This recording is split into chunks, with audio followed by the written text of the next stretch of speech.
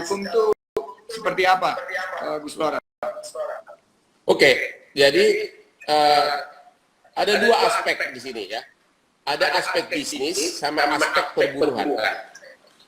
Penyebabnya kan sama-sama, yaitu corona. Corona itu oleh pemerintah sudah dikeluarkan dalam bentuk beberapa peraturan, maupun dalam Perpu nomor 1 maupun dalam Kepres nomor 12 tahun 2020 yang mengakui itu adalah suatu bencana nasional.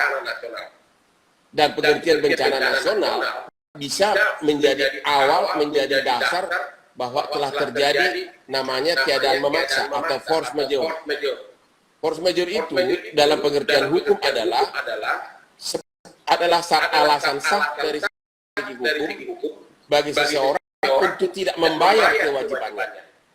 Ibaratnya debitur tidak membayar kepada bank atau menunda. Pertanyaannya sekarang, apakah alasan yang sama bisa dipakai oleh majikan untuk tidak membayar karyawan atau pesangon? Itu belum ada presidennya. Kalau force majeure atau tidak memaksa dalam bidang bisnis antara debitur dan bank, sudah banyak presidennya, bahkan saya sudah banyak pegang. Tapi antara majikan dengan pegawai, kaitannya dengan upah dan pesangon, belum ada presidennya. Oke, jadi kalau kita lihat di sini masih bisa diperjuangkan, dan kalau dilihat di balik hukum ketenagakerjaan yang sebetulnya bisa melindungi para pekerja, ini masih menurut Bang Hotman harus dilihat ya, harus diuji ya. Harus diuji, ya. Karena belum ada. Silakan.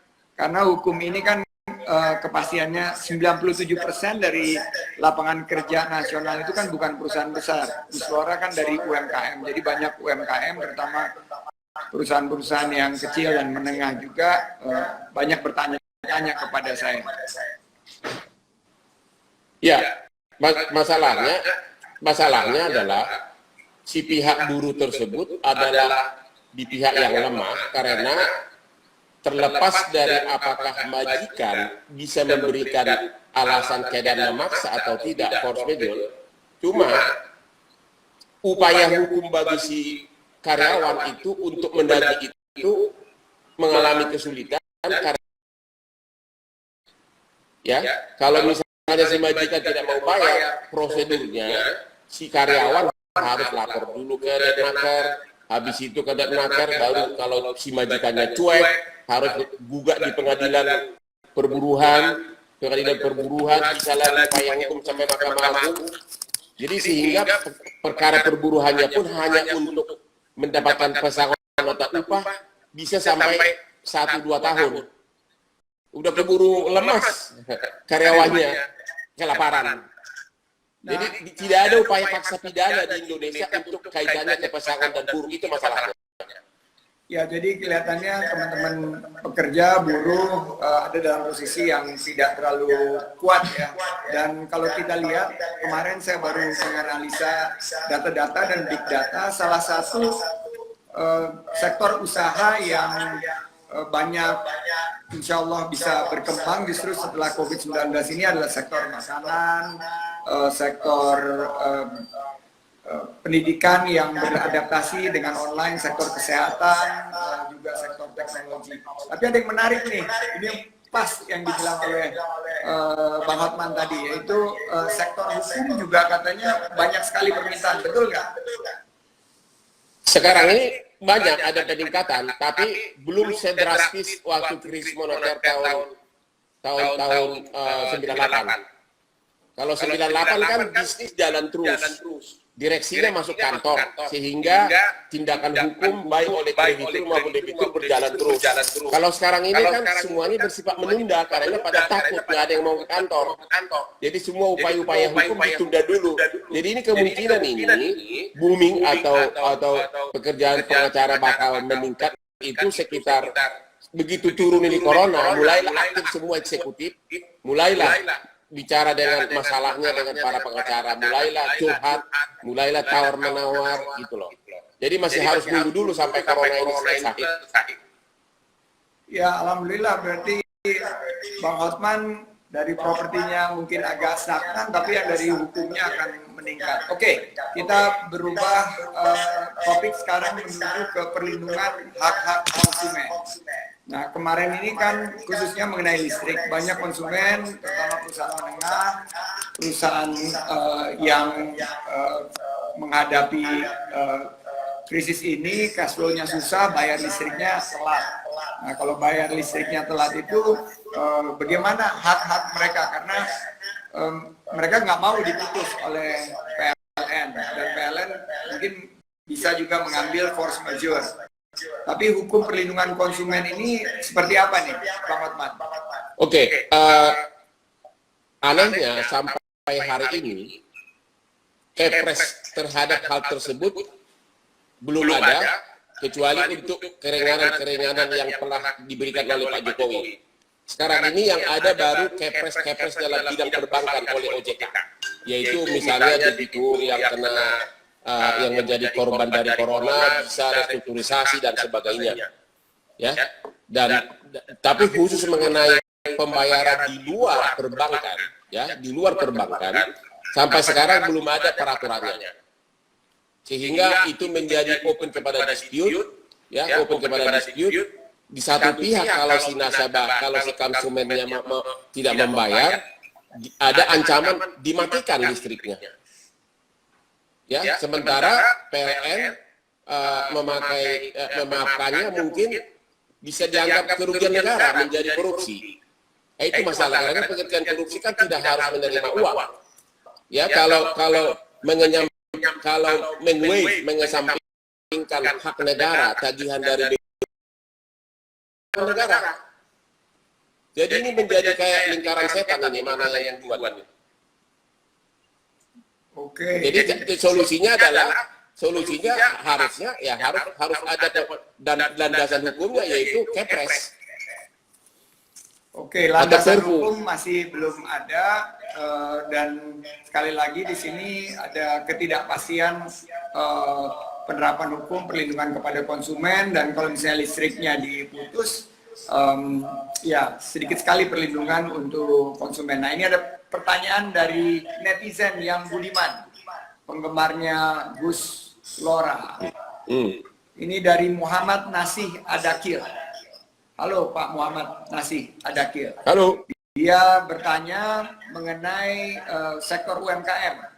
Dari berbagai kebijakan pemerintah kan melarang aktivitas dan membatasi mobilitas. Dan akhirnya pengusaha kecil yang terpaksa harus melakukan aktivitas bekerja, sedangkan banyak sekali tekanan-tekanannya. Bagaimana pendapat Gus Lora, bagaimana menghadapi masalah ini? Pengusaha kecil tidak bisa melakukan kegiatan dan bermasalah dengan pemerintah provinsi, pemerintah daerah, sementara mereka harus survive. Yang kedua pertanyaannya, BLT ini UMKM tidak dapat bantuan sama sekali tunai, padahal UMKM sangat memerlukan suntikan dana tunai pada saat ini. Nah, bagaimana Bang Hotman melihat supaya UMKM ini bisa bertahan dalam keadaan PSBB seperti ini, Bang Hotman? Yang satu-satunya kepres yang keluar terhadap pengusaha kecil UMKM ini adalah Kepres nomor 11 tahun 2020, di mana atau yang usaha kecil kredit 10 miliar ke bawah bisa melakukan restrukturisasi dengan pembayaran hutangnya ke bank. Itu diatur di dalam Kepres nomor 11 tahun 2020. Hanya itu satu-satunya yang secara resmi telah dikeluarkan oleh pemerintah terkait dengan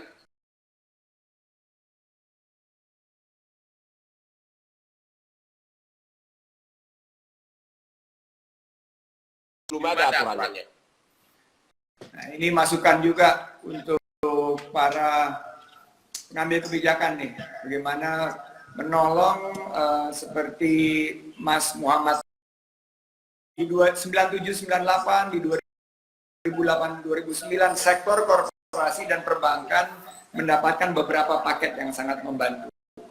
Nah, pada kali ini kita tentunya berharap banyak yang selamat di krisis 2020 ini. Namun beberapa juga harus terpaksa pilot. Nah, advice apa yang bisa Bang Hotman berikan kepada teman-teman kita nih, CEO, pemilik korporasi ini menghadapi pandemi ini? Oke. Dan khusus tadi UMKM tadi, ya ada fasilitasnya hanya satu, yaitu restrukturisasi. Tidak ada kewajiban untuk memberikan kredit, itu di Kepres nomor 11. Tapi anehnya untuk korporasi seperti bank, itu lebih diistimewakan karena dengan Perpu nomor 1 di Bank Indonesia kembali bisa memberikan kredit likuiditas kepada bank yang bermasalah. Jadi terulang lagi, mudah-mudahan tidak terulang lagi skandal BLI tahun 98. Ya, saya yakin sekarang pemilik bank sudah mulai lobby di Bank Indonesia. Siapa tahu dapat, karena kalau kredit likuiditas kan nggak tanggung-tanggung ratusan miliar. Ya, itu satu yang dilakukan oleh pemerintah dengan Perpu nomor 1 bahwa bank bermasalah bisa minta kredit likuiditas ke Bank Indonesia. Yang kedua dilakukan oleh pemerintah di Perpu nomor 1 itu adalah bahwa bank yang sudah goyah bisa dipaksa diambil alih, di take over oleh bank lain. Misalnya bank A bermasalah, bisa dipaksa diambil oleh bank B. Bank B kalau disuruh oleh OJK wajib mengambil alih bank A atau dilebur atau di pengadilan negara. Ancamannya kalau bank B tidak mau mengambil alih atau kalau bank A tidak mau diambil alih, ancamannya 12 tahun penjara. Jadi sepertinya pemerintah lebih memfokuskan kepada perlindungan terhadap bank bermasalah. Mungkin itu lebih penting. Memang masih ada aspek lain dari segi aspek perpajakan untuk pengusaha-pengusaha kecil, ya. Jadi kalau kita lihat memang pengusaha kecil, pengusaha menengah gitu kurang lebih pandangan dari Bang Hotman. Saya sepakat.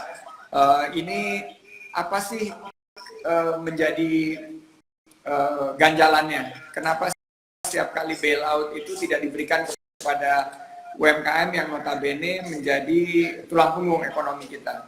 Lebih banyak kepada sektor-sektor yang hanya menguasai sedikit, dampaknya kepada para pengusaha-pengusaha kecil yang ada di bawah dan di sektor konsumsi. Berikutnya dari Ramadana Saputra, ini dari netizen yang budiman juga, yang mengikuti IG Live dan Facebook Live hari ini. Pertanyaannya, kewajiban pajak perusahaan. Nah, ini kan pajak nih kita nyicil per bulan nih. Dan dengan keadaan pandemi ini pasti kita nggak punya profit di akhir tahun. Dan konsepnya ini kan sekarang kita menyicil berdasarkan 2019. Nah, PPh final ini bagaimana hukumnya kalau kita sekarang berhenti melakukan penyetoran pajak per bulan karena kita mengantisipasi bahwa kita akan rugi akhir tahun? Ya, saya kira hidup adalah choice. Jadi pengusaha sekarang harus membuat pilihan apapun resikonya di kemudian hari. Ya, tentu menghemat aspek apapun termasuk aspek pajak adalah salah satu pilihan. Karena sekarang ini yang dibayar ini kan SPT pribadi maupun SPT badan kan atas tahun pajak 2019. Sementara penderitaan yang tahun 2020 ini kan baru dilapor di 2011 2021. Ya, saya kira approach yang paling bagus adalah konservatif. Seminim mungkin tanpa harus melakukan tindak pidana perpajakan gitu. Oke, kita lihat clear, harus konservatif. Nah, kita kehilangan banget sama Kopi Joni. Karena di Kopi Joni ini masyarakat dari manapun bisa datang minta bantuan perlindungan hukum dari Gus Flora, dari Bang Hotman. Nah, saya mau tanya ini mengenai beberapa aspek tentang kriminalitas, juga tentang korupsi. Ada kemarin berita yang sangat menjadi tertentu, dan banyak juga yang mengeluh bahwa belum ada keadilan, di mana yang dikecualikan bisa lepas, dan kemungkinan meningkatnya kriminalitas. Pandangan dari Gus Flora sendiri bagaimana? Saya pribadi total tidak setuju itu. Kalau alasannya adalah untuk mencegah penyebaran corona, kenapa tidak penjara orangnya tetap tidak dikeluarkan, tapi dikunci total, tidak boleh menerima tamu selama 3 bulan? Kenapa narapidana bisa 3 bulan tidak terima tamu, sedangkan kita ini yang orang merdeka secara de facto sudah 3 bulan di penjara di rumah. Jadi harusnya penjara itu caranya mengurangi, tidak boleh terima tamu apapun. Dan mungkin kalau ada pesan melalui makanan atau apa itu disaring khusus. Kenapa terutama adalah begini, untuk memasukkan seseorang menjadi terpidana, kebayang nggak berapa negara dari mulai penyidikan, penuntutan, persidangan, itu semua kan dibayar oleh uang rakyat dari pajak. Nah, sesudah selesai penyidikan, penuntutan, persidangan berbulan-bulan, dengan begitu saja enteng dibebaskan, ya, itu saya kira kebijaksanaan yang sangat tidak berdasar. Saya sepakat banget, dan menurut saya apa yang disampaikan Bang Hotman itu tepat. Dan seandainya masalahnya adalah over capacity atau kapasitas yang tidak bisa digunakan karena PSBB, untuk sementara menampung tapi juga diisolasi dan juga malah bisa menambah peluang kerja bagi teman-teman yang di PHK untuk mengelola fasilitas-fasilitas sekarang yang tidak digunakan dan bisa dipakai untuk menampung kapasitas dari lembaga pemasyarakatan tersebut. Berikutnya, ini menarik, adalah mengenai kesehatan. Menurut Bang Hotman, Gus Flora, bagaimana kebijakan tentang penerapan dan inkonsistensi tentang messaging, sinyal penerapan PSBB ini, dan hak-hak rakyat pada saat sekarang. Kalau dilihat dari PSBB, menurut Bang Hotman kan rakyat sempat bingung, sempat tidak tahu bagaimana harus berkegiatan. Nah, menurut Bang Hotman sendiri bagaimana ini penanganan khususnya dari segi kesehatan? Pertama, kalau dari segi undang-undang yang berlaku, ya, sebenarnya undang-undang karantina itu yang ada sanksi pidananya itu hanya kalau karantina. Kalau saya baca pasalnya, ya. Kalau PSBB itu sebenarnya tidak ada sanksi pidananya. Aja bagaimana nanti disebutkan seolah-olah sanksi pidananya, ya mungkin melihat ajas manfaatnya aja. Tapi yang jelas saya tetap berpedoman kepada contoh-contoh nyata seperti Brazil yang menentang lockdown, akhirnya sudah hampir 5.000 orang meninggal. New Zealand yang langsung patuh kepada lockdown sekarang sudah normal, sudah dibuka lagi. Jadi kalau dengan PSBB yang dicicil-cicil, ya, di kota A, dicicil lagi kota B, sementara penduduk kota B sudah pindah ke kota C, sudah menularkan, saya rada pesimis. PSBB itu bakal berhasil cepat, bahkan akan jauh lebih lama, dan masyarakat akan lebih rugi. Kalau diterapkan undang-undang karantina, memang harus diterapkan, pemerintah wajib memberi nafkah. Itu yang kemungkinan pemerintah tidak sanggup, tidak punya uang. Makanya saya nonton berkali-kali Menko UKM, PKM, Menko apa itu? PMK. Apa? Pemberdayaan manusia. Ya, dia mengatakan bahwa kalau kita menerapkan karantin bahwa ya kita tidak mungkin membayarnya menurut dia, jangankan manusianya, binatang peliharaannya pun harus dibayar oleh pemerintah. Kali sama Pak Jokowi, keluarkan aja Perpu. Dalam 1 jam Perpu keluar, buat undang-undang baru dan undang-undang karantina selesai. Cuma tetap akhirnya tujuannya rakyat yang korban karena alasan utama salah satu adalah karena mungkin kekurangan finance dari pemerintah untuk membayar. Atau mungkin ada aspek politik, apakah takut ada huru-hara, saya nggak tahu. Ya, saya melihat kalau ini sepakat sama Bang Hotman bahwa yang harus didahulukan adalah kepentingan kemanusiaannya. Ini harus berbasis sains, bahwa dari jumlah kasus yang terkonfirmasi terus meningkat, dan di beberapa hari ini begitu ada pelonggaran justru bertambah konfirmasi beberapa kasus positif.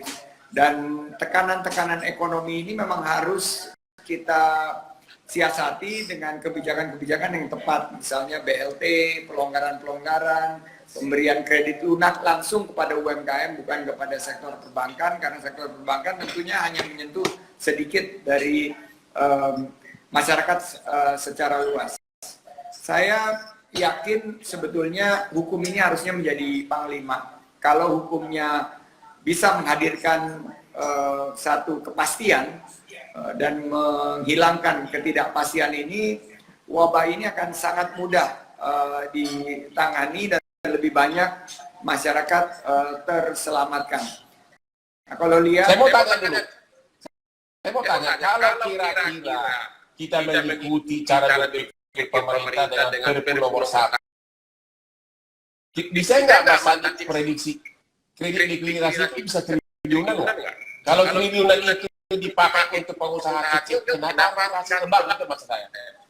Ya, jadi pemikiran dari di balik Perpu ini adalah Bank Indonesia bisa membeli surat utang yang diterbitkan oleh pemerintah melalui pasar primer, dan sekarang ini sudah berjalan.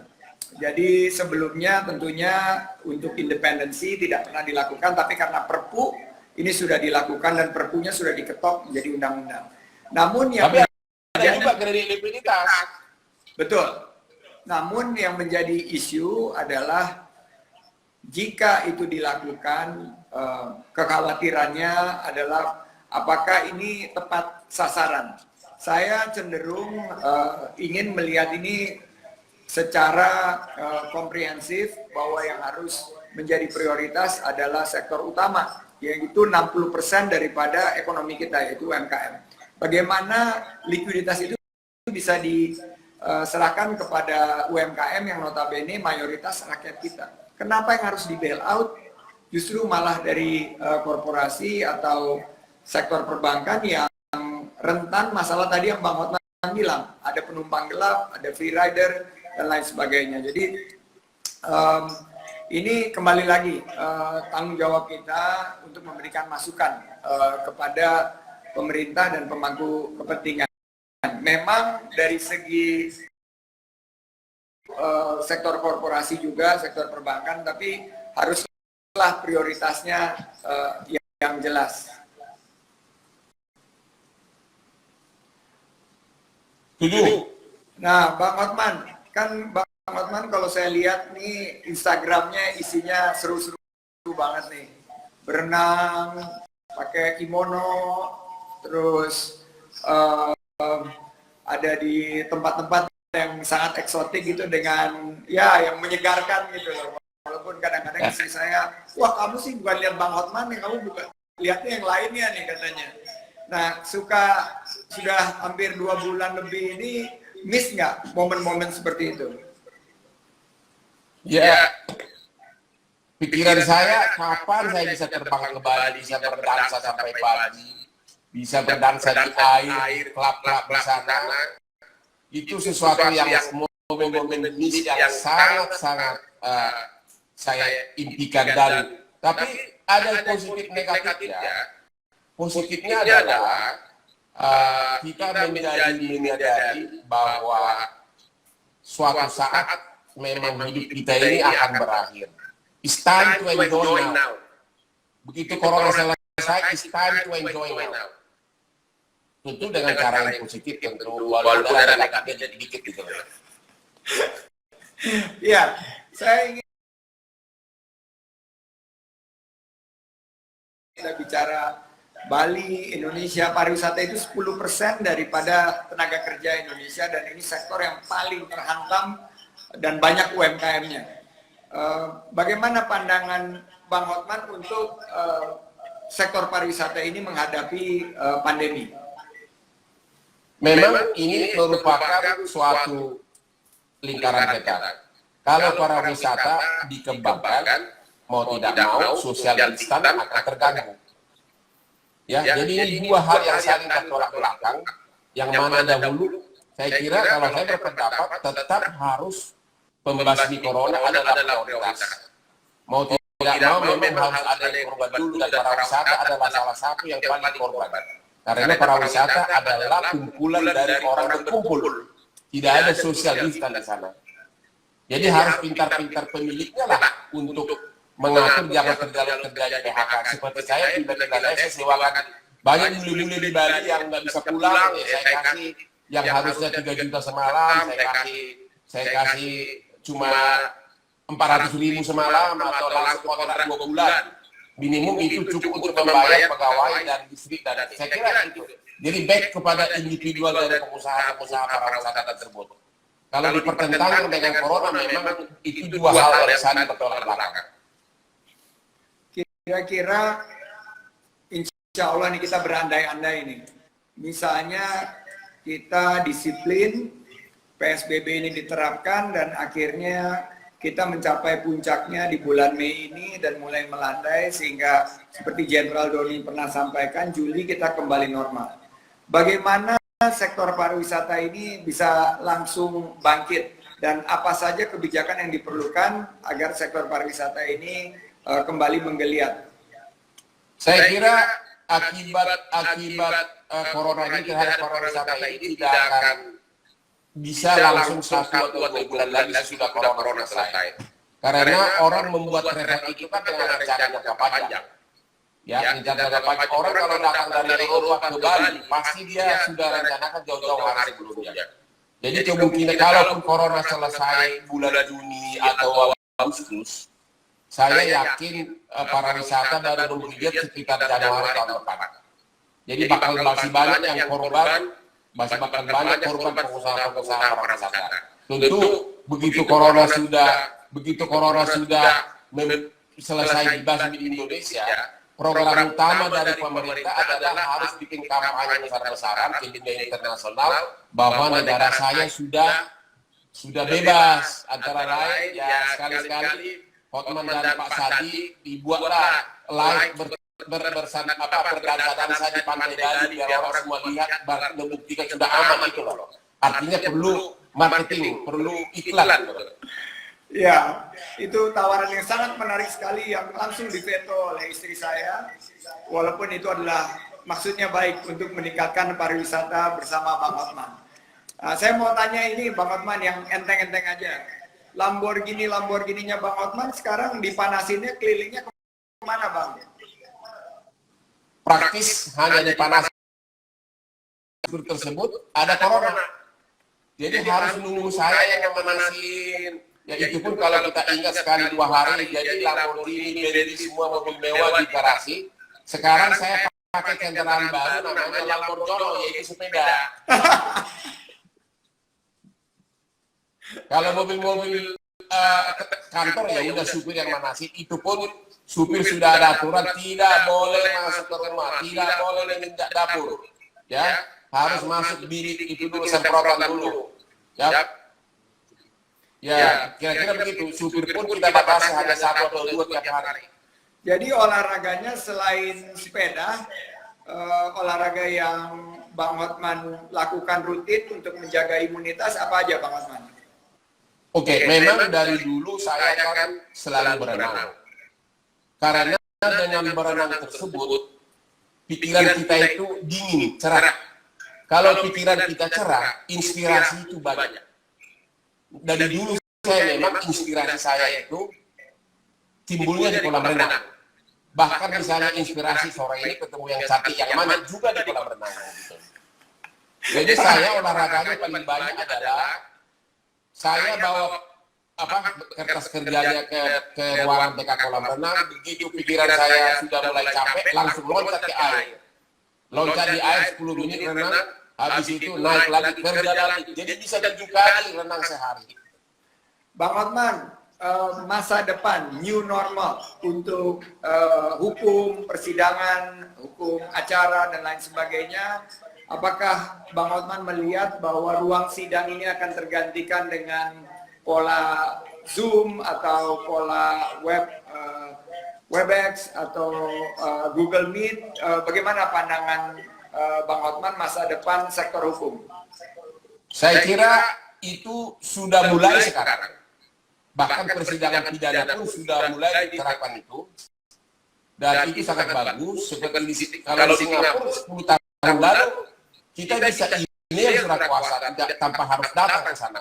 Kalau di Jakarta kan kita harus datang, harus ditempel, harus begini. Nah, sekarang ini merupakan awal-awal dan memang secara peraturan pun persidangan baik elektronik pun itu sudah disahkan oleh pengadilan. Cuma masih dalam batas-batasan tertentu. Nah, seperti hal-hal kayak kalau kita tanda tangan akte sekarang masih pakai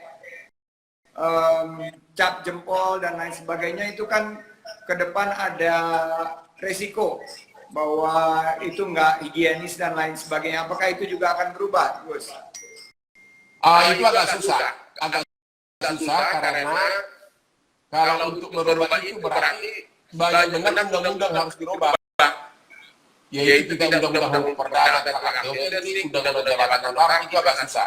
Yang baru ada belakangan ini adalah OJK mengeluarkan POJK tentang RUPS PT Go-Public, ya sudah bisa pakai elektronik. Kalau dulu kan harus datang ke notaris, harus isi absen dan sebagainya. Elektronik. Baru satu. Jadi kalau kita lihat juga dari sektor hukum, kan ada perjanjian-perjanjian bahasa Indonesia, bahasa Inggris, dan kadang-kadang ada inkonsistensi.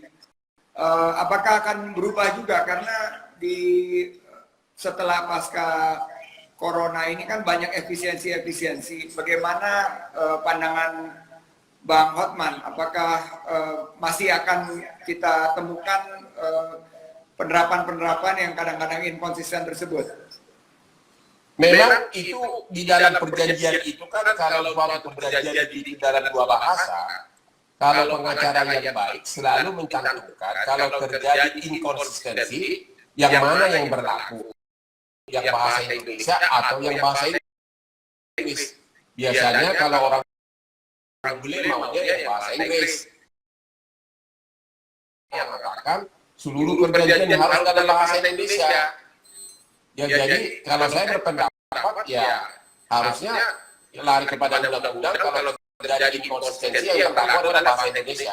Tapi agar menghilangkan adanya sengketa di kemudian hari, mendingan itu diperjanjikan dalam perjanjian dalam suatu pasal tersendiri.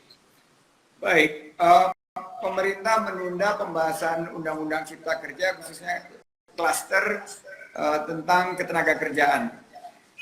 Pandangan Bang Hotman sendiri untuk Omnibus Law dan juga untuk seluruh paket bagaimana menggeliatkan investasi setelah pandemi ini berakhir, seperti apa Bang Hotman? Ya, saya ikut diajak berdiskusi, saya juga beberapa kali jadi moderator membahas Omnibus Law dengan Mas Rosan juga, Ketua KDI. Ya, saya sudah baca sebagian besar isi undang-undangnya, memang niatnya Pak Jokowi itu baik, niatnya itu bagus, ya.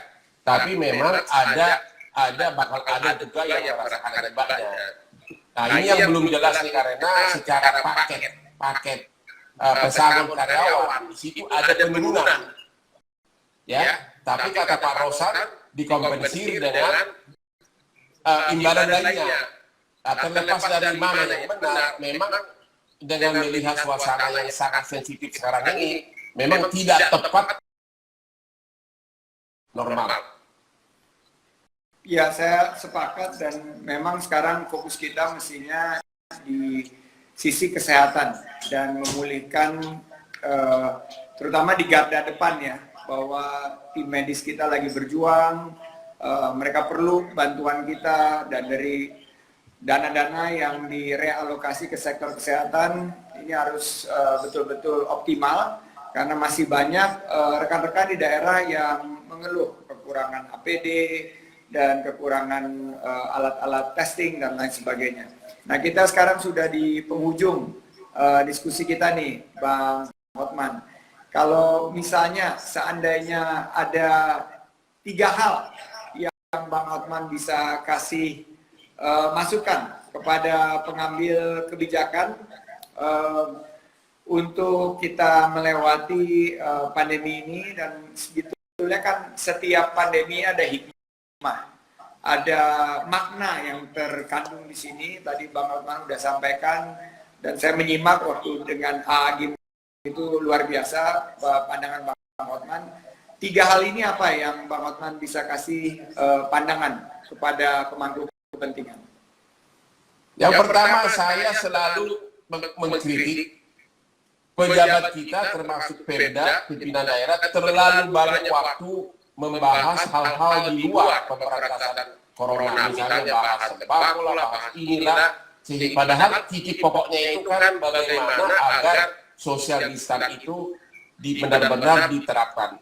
Memang bakal ada akibat buruk, yaitu kalau memang diperlukan, benar-benar diperlukan sanksi yang tegas. Tanpa itu corona susah dihentikan. Yang kedua, saya selalu bolak-balik saya bilang ke pemerintah, begitu ada penemuan baru di Amerika, ya entah di mana itu, tetap pejabat kita harus cepat lobby, siapa tahu obat tersebut bisa cepat untuk dipakai di Indonesia. Belakangan ini katanya ada remdesivir ya, yang baru diproduksi dan ini sudah mulai diedarkan. Kenapa kita nggak coba? Karena biang selanjutnya kan corona dulu yang harus ditularkan. Sama juga dengan kredit likuiditas kepada dampak. Kenapa kredit likuiditas ini tidak diarahkan untuk benar-benar untuk membiayai agar social distancing itu benar-benar diterapkan? Karena kredit likuiditas itu kan jumlahnya bukan social distancing, untuk memberikan sembako. Itu aja dulu, jangan dulu mau melindungi yang bermasalah. Itu kira-kira. Baik, terakhir, banyak pengusaha properti sekarang megap-megap, sudah segini, udah di bawah permukaan air, nggak bisa napas. Nah, Bang Hotman sendiri adalah pengusaha properti yang banyak sekali memiliki aset tersebar di seluruh pelosok Nusantara. Apa 3 advice kepada para pengusaha properti dalam saat pandemi ini? Pertama, pengusaha properti harus mau beresekutivisasi jadwal pembayaran dengan para pembeli yang masih mencicil. Itu sangat penting itu. Ya, kayak saya hari ini baru berhasil merestrukturisasi. Saya pesan suatu tempat 36 ruko, kemudian saya berhasil dapat keringanan mencicilnya 8 bulan dan hanya bayar 35%. Ya, saya kira harus ada etikat baik dari pengusaha properti. Jangan langsung dibatalkan mengenai sewa-sewa. Memang itu juga masalah, ya. Karena banyak benar apartemen yang juga sewa, apakah properti sebaiknya developer atau BD manajemen memberikan diskon khusus lah. Diskon khusus lah, ya. Karena semua tahu bahwa hampir semuanya menjadi korban. Itu aja saran saya. Kalau saya ruko saya banyak, ya saya udah korban karena memang penyewa jadi sedikit. Apa boleh buat lah. Cuma kan ruko itu kan investasinya tidak ada biaya tambahan. Ya tidak ada biaya expenses setiap hari, kalau nggak laku ya udah tutup aja gitu loh. Baik, sebelum kita close, saya bersama Bang Hotman ingin menyapa para netizen yang setia bergabung tadi dari awal. Mereka datang dari Riau nih Bang Hotman, Makassar, Bandung, Aceh Timur, yang udah check in juga Pangandaran, Kumaha, Juragan, Medan. Wah, dari Medan. Horas. Medan, Horas. Horas dari tanah laut, Bang Hotman dari Bukit Tinggi, dari Lubuk Linggau, Bukit Tinggi, Ranca Mana, dari Lubuk Linggau, dari Cirebon, Wong Dewek, dari Tasik, di Hapunten, dari Batam, dari Pelalawan, dari Kerinci, Ambon, NTB, Kaltim, Pekalongan, Matur Nuwun Sangat G, Kendari, Banten juga, Sulawesi Tengah, Timika, Papua, dan Palopo. Akhir kata saya ingin Gus Lora, Bang Hotman, kepada seluruh netizen yang sudah setia mengikuti perbincangan kita. Pesan saya hanya satu, tetaplah bertahan, jangan emosional, jaga kesehatan. Hanya itu yang bisa kita lakukan sekarang. Dan di rumah saja. Tolong tabungan yang ada dulu dimakan pelan-pelan. Kalau belum ada sebab itu aja dulu pelan-pelan. Sabar. Terima kasih. Horas, tulang Horas, terima kasih untuk semua terima yang kasih sudah semua. bergabung. Ya. Terima kasih Fritz, terima kasih Frank, you are great. Your father udah jadi bigger than ever, sukses, dan mudah-mudahan Netflix bisa bikin satu dokumenter tentang Hotman yang menarik banget, karena muncul dari seorang pengacara sekarang menjadi pengusaha yang sangat sukses. Terima kasih sekali lagi. Wassalamualaikum warahmatullahi wabarakatuh. Waalaikumsalam. Tuhan berkati. Stay home, stay safe, stay healthy. Terima kasih. Thank you. Bye. Bye.